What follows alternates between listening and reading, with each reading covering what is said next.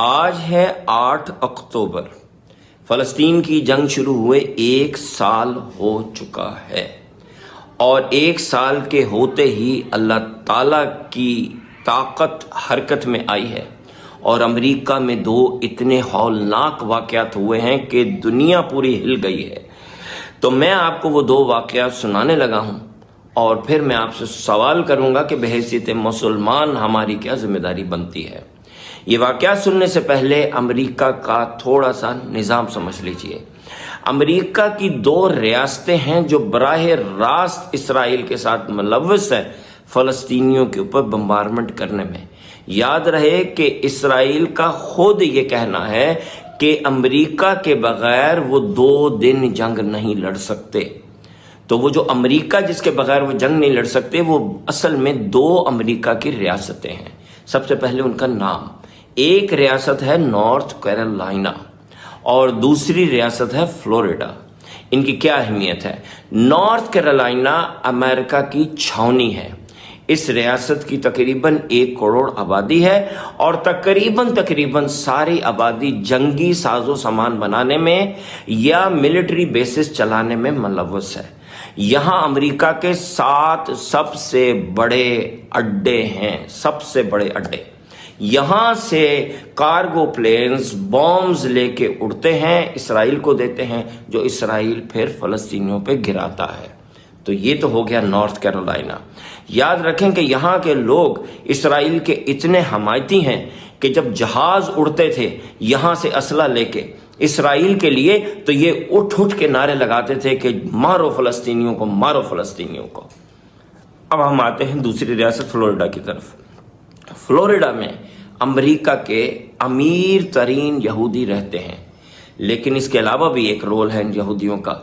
ये वो यहूदी हैं जो अमेरिकी कांग्रेस के ऊपर असरअंदाज होते हैं और वहां से बिल पास करवाते हैं, वहां से एड पास करवाते हैं, जो कि फिर नॉर्थ कैरोलिना जाती है। वहां से वो बॉम्ब शिप्स जहाज़ों पे बैठते हैं, पर रखे जाते हैं और वो आगे जाते हैं।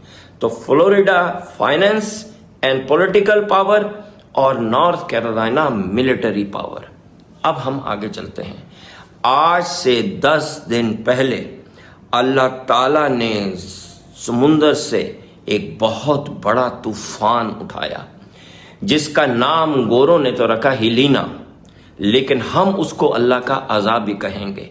ये तूफान समुंदर से उठा और बाकी की सारी रियासतों को छोड़ते हुए सीधा हिट किया, जैसे कोई बहुत बड़ा बॉम्बर है जो बॉम्ब गिराने जा रहा है। इसने सीधा हिट किया किसको?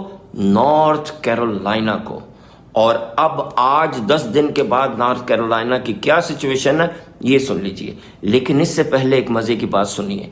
वर्ल्ड बैंक का अंदाजा है कि फलस्तीन को रीबिल्ड करने में $35 बिलियन लगेंगे। ठीक है, अब हम आगे चलते हैं। तो ये जो हिलीना आके टकराया नॉर्थ कैरोलिना से और वहां पे इतनी शदीद बारिशें हुई, इतने शदीद तूफान आए, तो इस वक्त 1 करोड़ नॉर्थ कैरोलिना की आबादी में से 80 लाख बेघर हो चुके हैं। ना उनके पास पीने को पानी है, याद रखिए फ़लस्तीन को, ना कपड़े हैं, ना खाना है, ना छत है, खुले आसमान तले पड़े हैं। और अमेरिकन गवर्नमेंट का अंदाजा है कि नॉर्थ कैरोलिना को रीबिल्ड करने में कितने पैसे लगेंगे? जी हां, $35 बिलियन।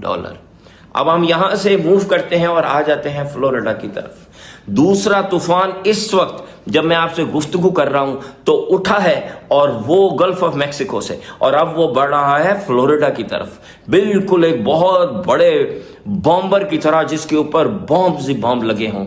लेकिन इस केस में बॉम्ब्स हैं दुनिया की तेज तरीन हवा, 180 माइल पर आवर की हवा, जो इंसान ने आज तक नहीं देखी थी। जिस वक्त मैं ये वीडियो बना रहा हूं तो 180 माइल पर आवर की हवाएं इस वक्त समुद्र में घूमती हुई फ्लोरिडा की तरफ बढ़ रही हैं। पूरी फ्लोरिडा की रियासत उसके अंडर में आ चुकी है। 2,20,00,000 आबादी है फ्लोरिडा की, जिसमें से सिर्फ 20 लाख बची है। 2 करोड़ की आबादी बेघर होने वाली है। इतना शदीद तूफान आने वाला है कि पूरी रियासत खाली कर दी गई है।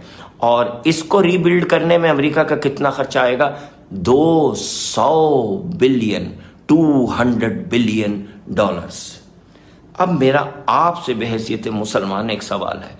कुरान में 2 दफा ये जिक्र आया है कि घूमो अल्लाह की जमीन में और देखो कि अल्लाह ताला ने कुफ्फार के ऊपर कैसे कैसे अजाब भेजे हैं।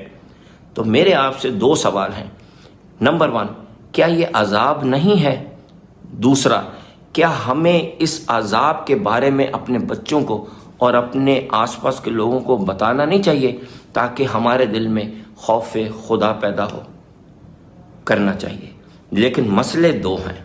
पहला मसला यह है कि आधे लोग जो ये मेरी बात सुनेंगे, वो आधे इसको कोई साइंसी फैक्ट का नाम दे देंगे। वो कहेंगे जी ग्लोबल वार्मिंग है तो ऐसे हुआ तो वैसे हुआ, और वो इसको रिजेक्ट कर देंगे। और दूसरा ग्रुप उन मुसलमानों का है मासूम, कि जो ये कहेंगे कि लो जी अल्लाह ताला तो अजाब भेजता है, तो हमें कुछ करने की क्या ज़रूरत है। तो उनके लिए अर्ज है कि अल्लाह ताला का कुफ्फार पे ये अजाब फ़लस्तीनियों की 1 साल की जद्दोजहद और शहादतों के बाद आया है।